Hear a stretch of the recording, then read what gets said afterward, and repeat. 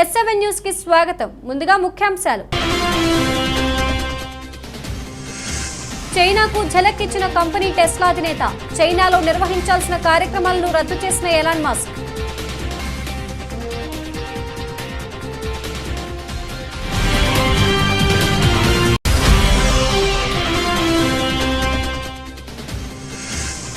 అమెరికాలో మరోమారు గర్జించిన తుపాకీ. మేరీలాండ్లో దుండగుడి కాల్పులకు 3 మృతి.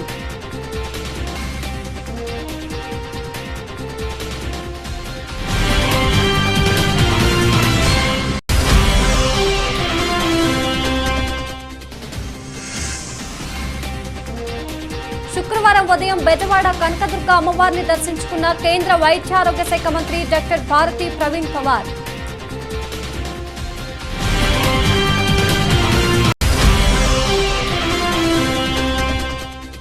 ముఖ్యమంత్రి వైఎస్ జగన్మోహన్ రెడ్డి అధ్యక్షతన రాష్ట్ర స్థాయి బ్యాంకర్స్ కమిటీ సమావేశం. హాజరైన వ్యవసాయ శాఖ మంత్రి కాకాని గోవర్ధన్ రెడ్డి, వివిధ బ్యాంకుల ప్రతినిధులు.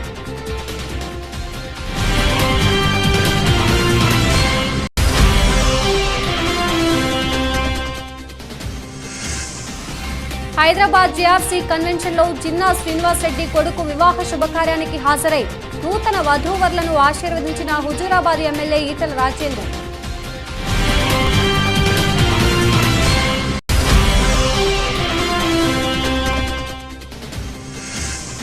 టీమిండియాతో టీ20 సిరీస్ కు ముందు ఐర్లాండ్ కు భారీ షాక్. అంతర్జాతీయ క్రికెట్ నుంచి తప్పుకున్న star pacer Peter chase.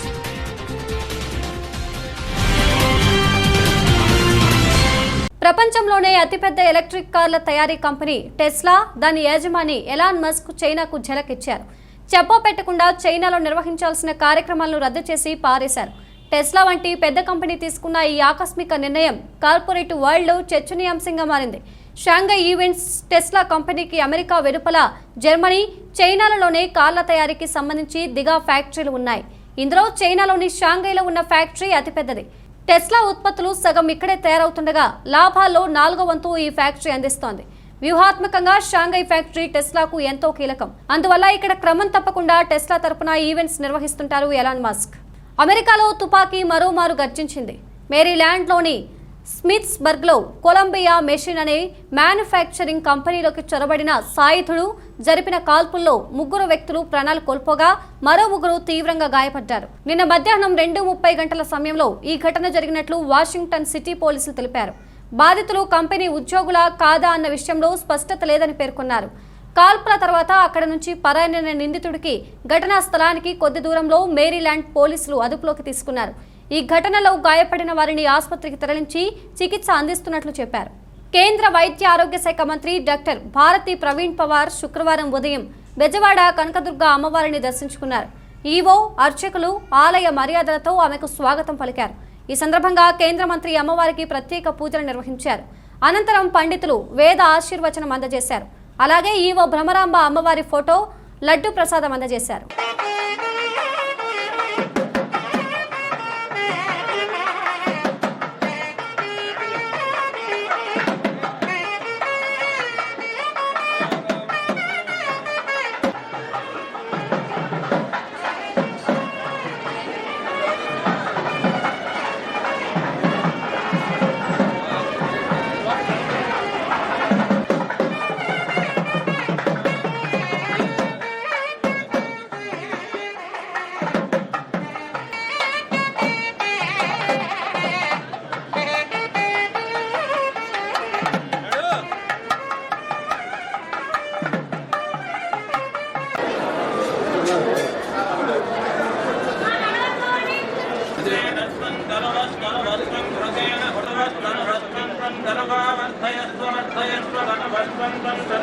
वर्धयस्व Satya Satya वर्धयस्व वर्धयस्व Satya सन्तु सन्तु सत्या वर्धयन्तु सन्तु सत्या सत्या सन्तु यजमानस्य सन्तु सत्या सत्या सामायिते कामाः श्रियमेवावरुन्धे शीते वाते पुरन्निवेद्याः क्षेमो वै राष्ट्रस्य शीतो वातः।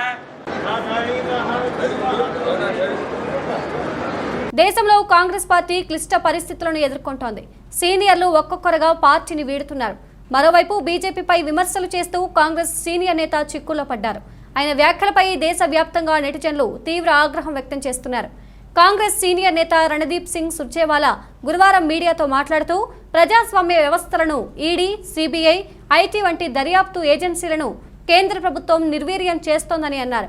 ఈ క్రమంలో మహాభారతంలో ద్రౌపది వస్త్రాభరణాన్ని ప్రస్తావించబోయి పొరపాటున సీతాదేవి పేరును చెప్పడం వివాదాస్పదంగా మారింది. అయితే రాజ్యాంగ వ్యవస్థలను నిర్వీర్యం చేస్తూ వాటి ప్రాధాన్యతకు కేంద్రం తూట్లు పొడుస్తుందని సుర్జేవాలా ఆరోపించారు. ఈ క్రమంలో సీతాదేవి వస్త్రాభరణం తరహాలోనే బీజేపీ ప్రజాస్వామ్య విలువలను ఊడదీయాలని కాషాయ పార్టీ కోరుకుంటుందని రణదీప్ దుయ్యబట్టారు. బీజేపీ ప్రయత్నాలు ఫలించబోవని, రాజ్యసభ ఎన్నికల్లో బీజేపీకి భంగపాటు తప్పదని ఆయన కామెంట్స్ చేశారు. ये विश्वास है, वो मुकुल वासनिक जी हों, प्रमोद तिवारी जी हों, मैं स्वयं हूं, आदरणीय अशोक गहलोत जी हों, हमारे विधायक साथी हों, हमें ये विश्वास है कि कल के चुनाव में प्रजातांत्रिक बहुमत की जीत होगी। प्रजातंत्र का चीरहरण करने वाले लोग जो धन बल, सत्ता बल, ईडी, सीबीआई, इनकम टैक्स के भरोसे यहाँ आए हैं, उन्होंने पहले पिछले राज्यसभा के चुनाव में भी भाजपा के लोगों ने मुंह की खाई थी, इस बार भी वो मुंह की खाएगी। सच जीतेगा, बहुमत जीतेगा, प्रजातंत्र जीतेगा, संविधान जीतेगा, कानून जीतेगा, नैतिकता जीतेगी। और झूठ का आवरण पहने जो लोग जैसे एक समय में सीता मैया का चीरहरण हुआ था, वो अब प्रजातंत्र का चीरहरण करना चाहते हैं, वो लोग हारेंगे, बेनकाब हो जाएंगे। ముఖ్యమంత్రి వైఎస్ జగన్మోహన్ రెడ్డి అధ్యక్షతన రాష్ట్ర స్థాయి బ్యాంకర్స్ కమిటీ సమావేశం జరిగింది. ఈ సమావేశానికి రాష్ట్ర వ్యవసాయ శాఖ మంత్రి కాకాని గోవర్ధన్ రెడ్డి, వివిధ బ్యాంకుల ప్రతినిధులు హాజరయ్యారు. కోవిడ్ కారణంగా తలెత్తిన ఆర్థిక ఒడిదుడుకులు దేశ ఆర్థికాభివృద్ధి గమనాన్ని దారుణంగా దెబ్బతీశాయి. కోవిడ్ ప్రభావం తగ్గుతున్న కొద్దీ తిరిగి ఆర్థిక వ్యవస్థ కోలుకునే సంకేతాలు బలంగా కనిపిస్తున్నాయి. 2021-22లో దేశ జీడీపీ 237 లక్షల కోట్లు కాగా ప్రస్తుత ధరల సూచీ ప్రకారం జీడీపీ వృద్ధి అంచనా 19.5% ఉంది. అయితే అంతకంతకు పెరుగుతున్న ద్రవ్యోల్బణం, అంతర్జాతీయంగా ఉన్న భౌగోళిక రాజకీయ ఘర్షణలు, దీని కారణంగా వస్తున్న ఒత్తిళ్లతో ముడి చమురు, బొగ్గు ధరలు విపరీతంగా పెరిగాయి. ఫలితంగా సరుకుల ధరలు కూడా విపరీతంగా పెరిగాయి. ఈ ఏడాది ఏప్రిల్లో ద్రవ్యోల్బణం 7.79% చేరిందని కేంద్ర గణాంకాల శాఖ వివరాలు వెల్లడించింది. గత 8 ఏళ్ల వ్యవధిలో ఇదే అత్యధికం. నిరాశ కలిగించే మరో విషయం ఏంటంటే గ్రామీణ ప్రాంతాల్లో కూడా ద్రవ్యోల్బణం అత్యధికంగా 8.38% ఉంది. And as you're aware that the COVID-led economic disruptions have had a debilitating impact on the country's growth path. And the severity of the pandemic, now these are the years, I think this is the first year that we are seeing some growth path. In fact, 2021-22 was one such year where the country's nominal GDP for the financial year was 237 lakh crores. And the growth at current prices during that year, as per the provisional estimates, is 19.5%. So the first time that we're seeing a growth. However, the resilience of the economy once again was challenged owing to the inflationary pressures stemming out of geopolitical tensions that we see. And of course, added to the already impaired supply chain situation that we're witnessing, the alarming rise in prices of crude oil, the international coal, the rise in international coal prices. All these things put together. Hyderabad JRC convention లో జిన్నా శ్రీనివాస్ రెడ్డి కొడుకు వివాహ శుభకార్యానికి హాజరై నూతన వధూవరులను ఆశీర్వదించిన Huzurabad MLA Etela Rajender.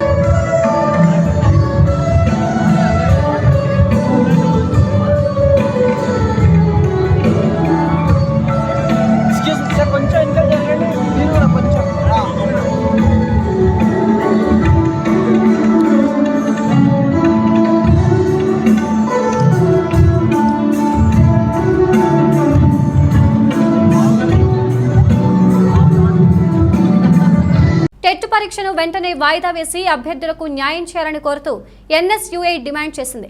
TET పరీక్షను వెంటనే వాయిదా వేయాలని డిమాండ్ చేస్తూ రంగారెడ్డి జిల్లా ఎన్ఎస్యుఐ అధ్యక్షుడు విష్ణువర్ధన్ రెడ్డి ఆధ్వర్యంలో ఆందోళన చేపట్టారు. విద్యాశాఖ మంత్రి సబితా ఇంద్రారెడ్డి కాన్వాయ్ని అడ్డుకున్నారు. గత 15 రోజుల నుండి విద్యాశాఖ మంత్రి సబితా ఇంద్రారెడ్డిని కలిసి టెట్ అభ్యర్థుల సమస్యలపై వివరించేందుకు ఎన్ఎస్యుఐ రాష్ట్ర అధ్యక్షుడు వెంకట్ బల్మూరి ఎన్నిసార్లు ప్రయత్నించినా మంత్రి అవకాశం ఇవ్వలేదు. అయితే మంత్రి మీర్పేట్ కార్యక్రమంలో ఆమెను కలిసి వినతి పత్రాన్ని అందించే ప్రయత్నం చేసినా ఎన్ఎస్యుఐ నాయకులకు మంత్రి అవకాశం కల్పించకపోవడంతో రంగారెడ్డి జిల్లా ఎన్ఎస్యుఐ అధ్యక్షుడు విష్ణువర్ధన్ రెడ్డి సారథ్యంలోని రంగారెడ్డి జిల్లా ఎన్ఎస్యుఐ కార్యవర్గ సభ్యులు కాన్వాయ్ని అడ్డుకొని టెట్ విద్యార్థులకు న్యాయం చేయాల్సిందిగా కోరే సందర్భంలో పోలీసులు వారిని అదుపులోకి తీసుకుని మీర్పేట పోలీస్ స్టేషన్కు తరలించడం జరిగింది.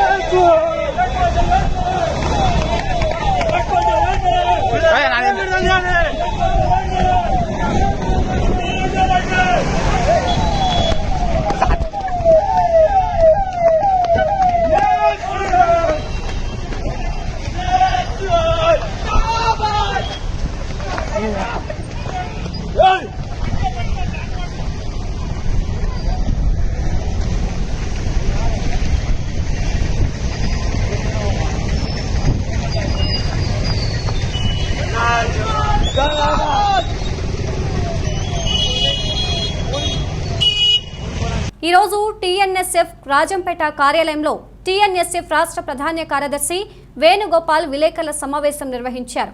ఈ సందర్భంగా ఆయన మాట్లాడుతూ గురువారం తెలుగుదేశం పార్టీ జాతీయ ప్రధాన కార్యదర్శి నారా లోకేష్ 10వ తరగతి ఫెయిల్ అయిన విద్యార్థులతో జూమ్ కాల్ నిర్వహించారన్నారు.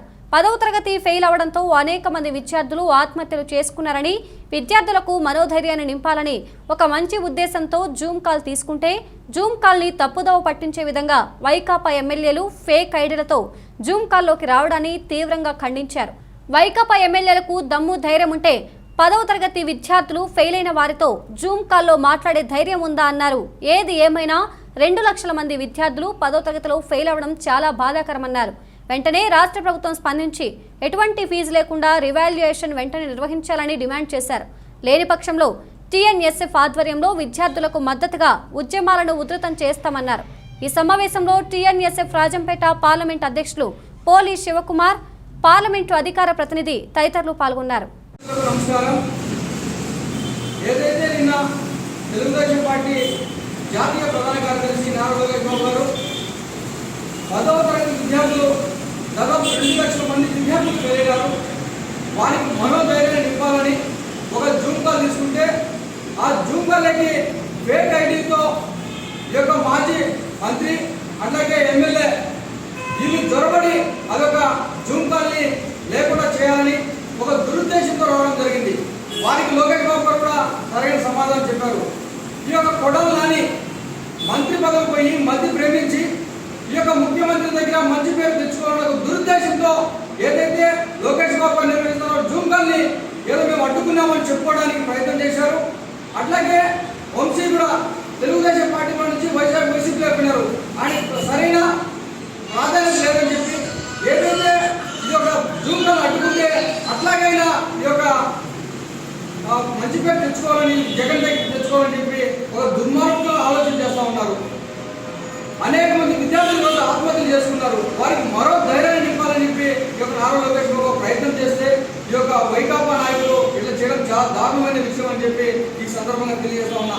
అట్లాగే ఈ యొక్క 2 లక్షల మంది విద్యార్థులు వెళ్ళినారు కదా, మీకు దమ్ము ధైర్యం ఉంటే వైకాపా నాయకులారా ఒక్కసారి 2 లక్షల మంది విద్యార్థులతో మీరు జూమ్ కాల్ నిర్వహించే ధైర్యం మీకు ఉందా అని చెప్పి అడుగుతూ ఉన్నా. అట్లాగే ఈ రాష్ట్ర ప్రభుత్వం ఒకటే డిమాండ్ చేస్తా ఉన్నాం. ఏదైతే 10వ తరగతి విద్యార్థులు వెళ్ళినారో ఎటువంటి ఫీజు లేకుండా రీవాల్యుయేషన్ చేయాలని చెప్పి మేము డిమాండ్ చేస్తా ఉన్నాం. లేని పక్షంలో టీఎన్ఎస్ఎఫ్ ఆధ్వర్యంలో రాష్ట్ర వ్యాప్తంగా పెద్ద సంఖ్యలో ఉద్యమాలు ఉధృతం చేస్తామని చెప్పి ఈ యొక్క రాష్ట్ర ప్రభుత్వాన్ని హెచ్చరికలు జారీ చేస్తా ఉన్నాం.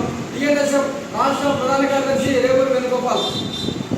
అన్నమయ్య జిల్లా కేంద్రమైన రాయచోటి పట్టణంలో దక్షిణ కాశీగా పేరుగాంచిన భద్రకాళి సమేత వీరభద్రస్వామి ఆలయంలో శుక్రవారం భద్రకాళి అమ్మవారికి రాహుకాల పూజలను ఘనంగా నిర్వహించారు.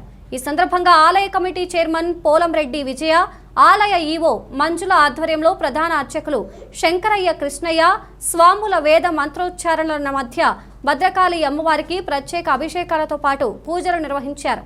అనంతరం రాయచోటి పట్టణంతో పాటు చుట్టుప్రక్కల ప్రాంతాల నుండి వచ్చిన మహిళా భక్తులు భద్రకాళి అమ్మవారికి కుంకుమార్చనలు, అభిషేకాలు భక్తి శ్రద్ధలతో నిర్వహించి అమ్మవారిని దర్శించుకొని కొబ్బరికాయలు కొట్టి మొక్కులు తీర్చుకున్నారు. ఈ సందర్భంగా ఆలయ అర్చకులు రాహుకాల పూజల వలన కలిగే విశిష్టత గురించి తెలియజేసి భక్తులకు తీర్థ ప్రసాదాలు అందజేశారు.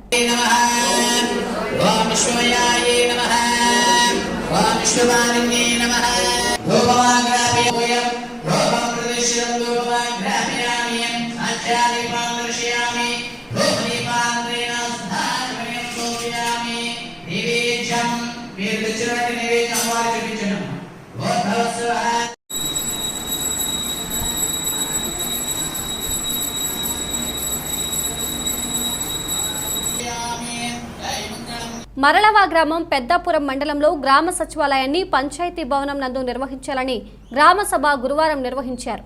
ఈ కార్యక్రమంలో ఎంఆర్ఓ, ఎండీఓ కంటే ప్రభావతి, పెద్దాపురం వైఎస్ఆర్సీపీ వైస్ ఎంపీపీ, గ్రామ సర్పంచ్, టీడీపీ తోట రామకృష్ణ గార్ల ఆధ్వర్యంలో నిర్వహిస్తుండగా టీడీపీ వారు గ్రామ సచివాలయం గ్రామ పంచాయతీ భవనంలో పెట్టకూడదు, గ్రామ సచివాలయం నిర్మించుకోవాలని అనగా వైఎస్ఆర్సీపీకి చెందిన వారు పెట్టాలి అని టీడీపీ వైసీపీ కేకలు వేసుకొని కుర్చీలతో కొట్టుకున్నారు.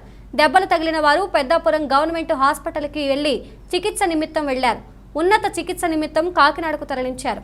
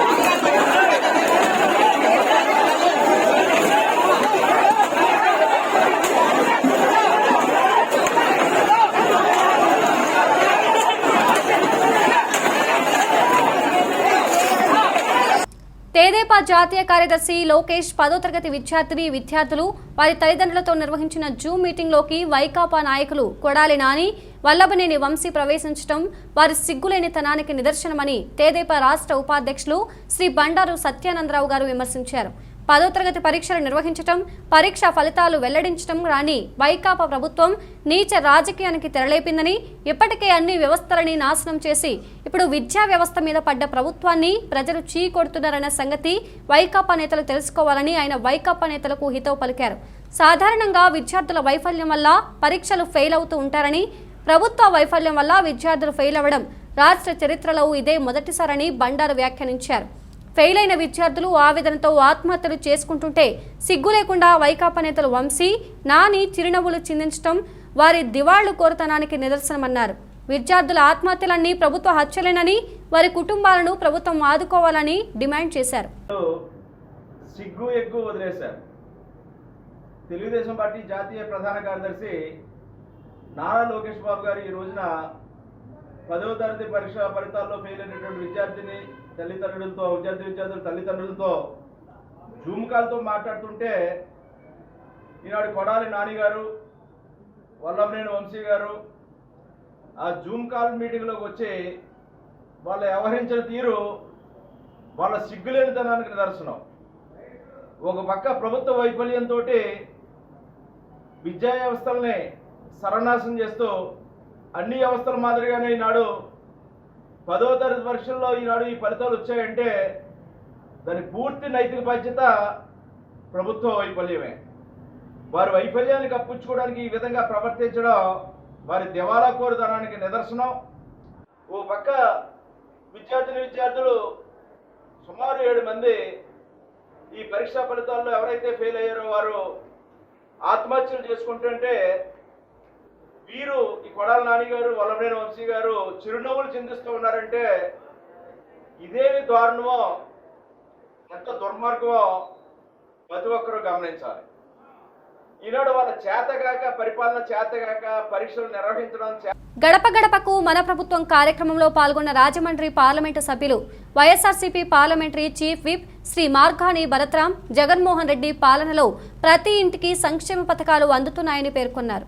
గురువారం నాడు 5వ రోజు గడప గడపకు మన ప్రభుత్వం కార్యక్రమంలో సీనియర్ నాయకులు ముప్పన ప్రభాకర్ ఆధ్వర్యంలో 1వ వార్డులో 2వ సచివాలయం పరిధిలో బత్తిన నగర్ పర్యటించారు.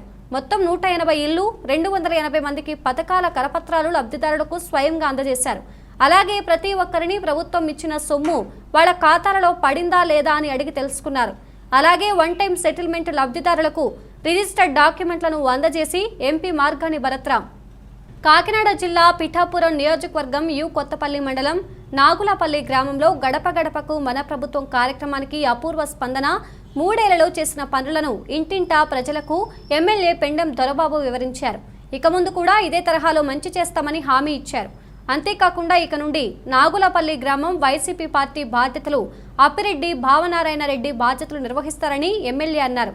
నాగులపల్లి గ్రామ పంచాయతీ గ్రామంలో అడుగడుగున ఆత్మీయ పలకరింపులు, ఇంటింట ఆశీర్వచనాలు, ఎదురేగి స్వాగతాలు, అందరి నోట ప్రశంసల మధ్య పండగ వాతావరణంలో గురువారం గడప గడపకు మన ప్రభుత్వం కార్యక్రమం ప్రారంభమైంది. 3 ఏళ్లలో సంక్షేమ అభివృద్ధి పథకాల ద్వారా చేసిన మంచిని వివరించి ఏవైనా సమస్యలు ఉంటే అక్కడికక్కడే పరిష్కరించి ప్రజల ఆశీర్వాదం పొందారు. ఎమ్మెల్యే మాట్లాడుతూ గ్రామ వార్డు సచివాలయాల ద్వారా గ్రామం స్వరాజ్యం తీసుకువచ్చిన ఘనత ముఖ్యమంత్రి జగన్మోహన్ రెడ్డిదేనని తెలుగుదేశం పార్టీ మాజీ ఎంపీపీ అబ్బిరెడ్డి భవన్ నారాయణ రెడ్డి ఎమ్మెల్యే దొరబాబు సమక్షంలో వైఎస్ఆర్ పార్టీలో చేరగా దొరబాబు పార్టీ కండువా కప్పి ఆహ్వానించారు. సచివాలయం ద్వారా ప్రతి 4,000 జనాభాకి నాగులపల్లి గ్రామ ప్రజానికానికి అందరికీ కూడా మరొకసారి శిరస్సు వచ్చి నమస్కరిస్తూ అన్న మాటలు నేను ఉంటానని చెప్పేసి త్వరలో మీ గ్రామం గడప గడపకి మన ప్రభుత్వంలో ఉన్నప్పుడు ఎవరైనా సమస్య ఉంటే చెప్పండి, ఆ సమస్యల్ని నెరవేరుస్తాను. అర్హత ఉన్న ప్రతి ఒక్కరికి వారికి ఆ పథకాలు వర్తించే విధంగా అధికారులతో కలిపి వస్తాము అని చెప్పేసి తెలియజేస్తూ మరొకసారి జై జగన్, జై జగన్. మాకు శాసనసభ్యులు అన్ని రకాల సహాయ సహకారాలు అందిస్తామని ఎదుర్కొండా మాటిచ్చినప్పుడు నేను సరిగ్గా పనిచేయవచ్చు శాసనసభ్యులు చెప్పచ్చు. కానీ నాకున్న అనుభవంలోనూ ప్రజల ప్రాణాలతో చెలగాటమాడుతున్న సింగ్ నగర్ చెత్త డంపింగ్ యార్డ్ను తక్షణమే తరలించాలని సిపిఐ నగర కార్యదర్శి దోనెపూడి శంకర్ డిమాండ్ చేశారు. ప్రభుత్వ నిర్లక్ష్య వైఖరికి ప్రజలు రోగాల బారిన పడుతున్నారని ఆగ్రహం వ్యక్తం చేశారు. విజయవాడ సెంట్రల్ నియోజకవర్గం సింగ్ నగర్లోని చెత్త డంపింగ్ యార్డ్ను తక్షణమే తొలగించాలని డిమాండ్ చేస్తూ సిపిఐ ఆధ్వర్యంలో ఆందోళన చేపట్టారు. అధికారంలోకి వచ్చిన వెంటనే డంపింగ్ యార్డ్ను తరలిస్తామని ఎన్నికల్లో వాగ్దానం చేసిన వైసీపీ 3 ఏళ్లు దాటినా ఆ దిశగా చర్యలు చేపట్టకపోవడం దారుణమని మండిపడ్డారు. డంపింగ్ యార్డ్ నుంచి వస్తున్న దుర్వాసనతో పరిసర ప్రాంతాల్లో నివసించలేమని పరిస్థితులు ఉన్నా అధికారాల పార్టీ నేతలను ప్రజలను ఇంకా మభ్యపెడుతూనే ఉన్నారని శంకర్ దుయ్యబట్టారు. మామూళ్ల మత్తులో జోగుతున్న పొల్యూషన్ బోర్డు అధికారులకు డంపింగ్ యార్డ్ కనిపించడం లేదని ఆయన దుయ్యబట్టారు. డంపింగ్ యార్డ్ తరలింపులో ప్రభుత్వ నిర్లక్ష్య వైఖరిని నిరసిస్తూ ఈ నెల 16న ఎమ్మెల్యే మల్లాది విష్ణు కార్యాలయాన్ని ముట్టడించనున్నట్లు శంకర్ స్పష్టం చేశారు. సింగనగర్ పైకాపురం ప్రజల్ని మోసం చేస్తున్నారనటానికి ప్రత్యక్ష ఉదాహరణ ఇక్కడ జరుగుతున్నటువంటి డంపింగ్. ఎక్కడో అమెరికాలో, ఈజిప్ట్లోనో లేకపోతే ఇతర దేశాల్లో కార్చిచ్చు దావానాలం అని చెప్పేసి వింటాం. కానీ సింగనగర్ ప్రజలకు ప్రతి ఆదివారం కూడా కార్చిచ్చు కార్పొరేషన్ అధికారులే చేస్తున్నారు. కార్పొరేషన్ వాళ్ళే తగలబెడుతున్నారు, వాళ్ళే ఫైర్ ఇంజన్లు పంపిస్తున్నారు, వాళ్ళే ఆర్పుతున్నారు. కాబట్టి వాళ్ళ కార్చిచ్చు ప్రతి ఆదివారం కూడా కార్చిచ్చే చెత్తను తగలబెడుతున్నారు, ప్రహరీ కూడా కొడుతున్నారు. ఇది ఎమ్మెల్యే కనపట్టలేదా, డిప్యూటీ మేయర్ కనపట్టలేదా, మేయర్ గారికి కనపట్టలేదా, కమిషనర్కి తెలియదా? కాబట్టి వాళ్ళ ప్రజల్ని మోసం చేస్తున్నారు. కాబట్టి వాళ్ళ ప్రత్యక్షంగా ప్రెస్ని పరిశీలించమని చెప్పేసి మాతో పాటు కూడా కోరటం జరిగింది. వాస్తవాలు ప్రజలకు తెలియాలా, ప్రజల్ని నగ్నంగా మోసం చేస్తున్నారు, వాగ్దానాలు నీటి మూటలు అయిపోతున్నాయి, ఎలక్షన్ మేనిఫెస్టోలో పెట్టి ఏమి కూడా కనీసమైన నిర్లక్ష్య ధోరణి, ఏం చేస్తారనేటువంటి ధోరణి అధికార మతంతో ఇవాళ ఉన్నటువంటి పరిస్థితుల్లో ఖచ్చితంగా 16వ తేదీన ఎమ్మెల్యే కార్యాలయం ముట్టడి ఉంటుంది. దశల వారీ పోరాటంలోనే డిప్యూటీ మేయర్ కార్యాలయాన్ని కూడా ముట్టడిస్తాం. ఈ ప్రాంత సింగనగర్ ప్రాంతం ఉన్న కార్పొరేటర్లు అందరినీ కూడా నల్లేసేటువంటి కార్యక్రమం, వారి కార్యాలయం ముందు ధర్నాలు వేసేటువంటి కార్యక్రమాన్ని కూడా తీసుకుంటామని చెప్పి మిమ్మల్ని కూడా వదిలేటువంటి సమస్య లేదు. రాష్ట్ర ప్రభుత్వం పాత్ర దీంట్లో ప్రధానమైంది కాబట్టి ఎమ్మెల్యేని మేము ఆయన ఎలక్షన్ మేనిఫెస్టోలో పెట్టాడు కాబట్టి వారిని కోరుతున్నాము. కాబట్టి రాబోయేటువంటి కాలంలో చేసేటువంటి పోరాటాలకు ఎమ్మెల్యే డిప్యూటీ మేయర్ ఈ ప్రాంతం. టీమిండియాతో T20 సిరీస్కు ముందు ఐర్లాండ్కు భారీ షాక్ తగిలింది. ఆ జట్టు స్టార్ పేసర్ పీటర్ చేజ్ అంతర్జాతీయ క్రికెటర్ నుంచి తప్పించుకున్నాడు. 2014లో ఐర్లాండ్ తరపున పీటర్ చేజ్ అంతర్జాతీయ అరంగేట్రం చేశాడు.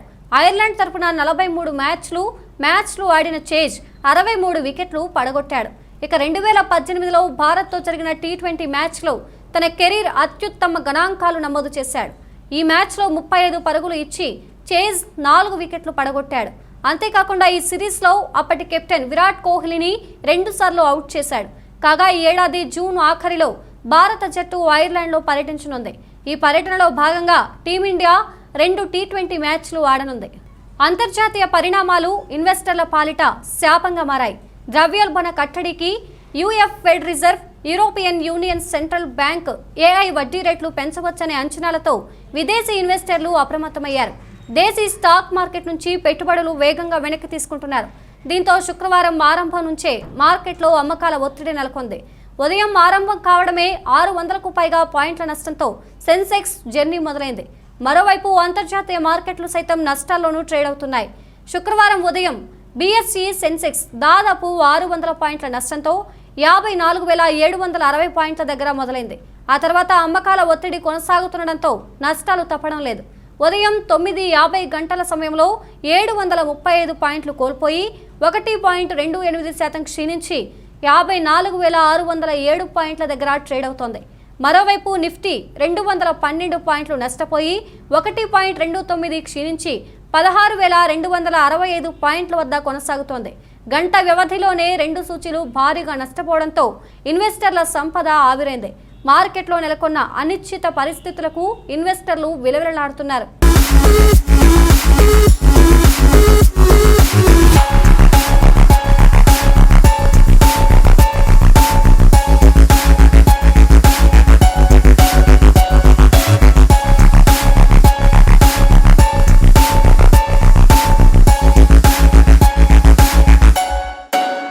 బులెటిన్ ముగించే ముందు ముఖ్యాంశాలు మరోసారి. చైనాకు ఝలక్కిచ్చిన కంపెనీ టెస్లా అధినేత. చైనాలో నిర్వహించాల్సిన కార్యక్రమాలను రద్దు చేసిన ఎలాన్ మస్క్.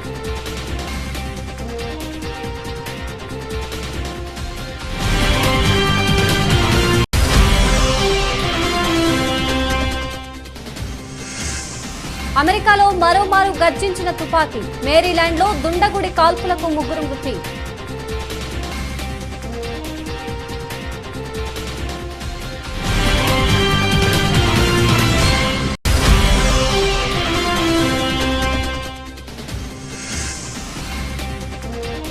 శుక్రవారం ఉదయం బెజవాడ కనకదుర్గ అమ్మవారిని దర్శించుకున్న కేంద్ర వైద్యారోగ్య శాఖ మంత్రి డాక్టర్ భారతి ప్రవీణ్ పవార్.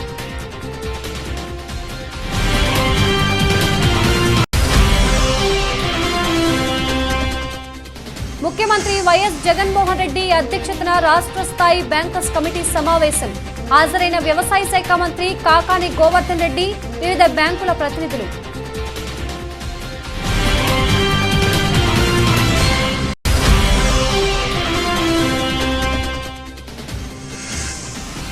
హైదరాబాద్ JRC కన్వెన్షన్లో జిన్నా శ్రీనివాస్ రెడ్డి కొడుకు వివాహ శుభకార్యానికి హాజరై నూతన వధూవరులను ఆశీర్వదించిన హుజూరాబాద్ ఎమ్మెల్యే ఈటెల రాజేందర్.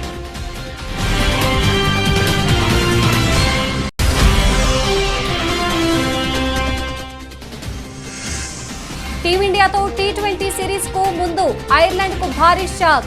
అంతర్జాతీయ క్రికెట్ నుంచి తప్పుకున్న స్టార్ పేసర్ పీటర్ చేజ్.